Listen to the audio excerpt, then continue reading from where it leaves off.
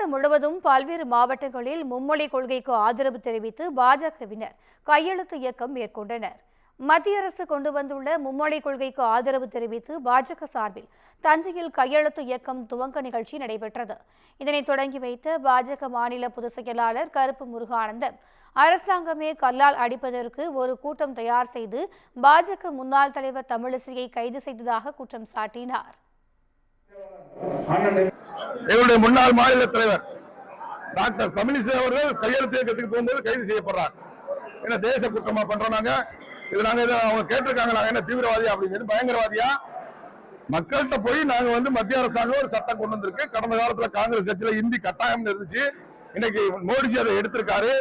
நாங்க இந்திய நாட்டுடைய மொழியில ஏதாவது ஒன்று எடுத்து படிங்க அப்படின்னு கேட்கிறோம். இதுக்கு ஆதரவு கொடுங்கன்னு கேட்கிறோம். விருப்பப்படுறவங்க கையெழுத்து போட போறாங்க, விருப்பப்படாதவங்க போக போறாங்க. இது ஒன்றும் பிரச்சனை கிடையாது. இதை போலீஸ் உடனே உங்களுக்கு கல்லால் அடிக்கிறதுக்கு ஒரு கூட்டம் இவனே தயார் பண்றான்.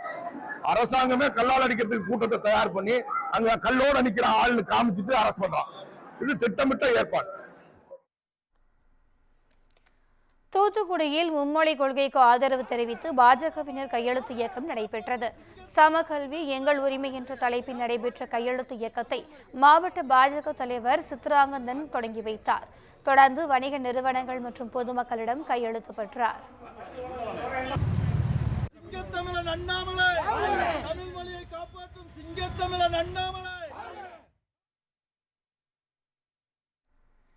தென்காசி காந்தி சிலை அருகே மாவட்ட பாஜக சார்பில் தொடங்கிய கையெழுத்து இயக்கத்தை மாவட்ட பாஜக தலைவர் ஆனந்த் நையாசாமி தொடங்கி வைத்தார்.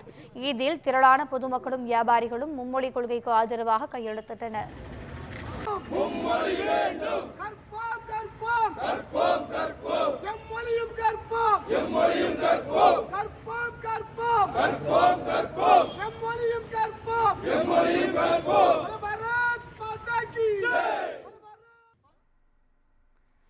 மயிலாடுதுறையில் சம கல்வி எங்கள் உரிமை என்ற தலைப்பில் பாஜகவினர் கையெழுத்து இயக்கம் நடத்தினர். மாவட்ட பாஜக தலைவர் நாஞ்சில் பாலு தலைமையில் தொடங்கிய கையெழுத்து இயக்கத்தில் ஏராளமானோர் பங்கேற்று கையெழுத்திட்டனர். தாய்மொழி தமிழ்நாட்டுக்கு இங்க வந்திருக்கிறாங்க. இந்த மும்மொழி திட்டத்தை கொண்டு வருவோம். என்ன அப்புறம் அடுத்தது மும்மொழி திட்டம். அந்த அப்பாக்கு கோபம் வரணும், வந்தால்தான் அந்த பையன் நல்லா இருப்பான். ஒரு திட்டங்களை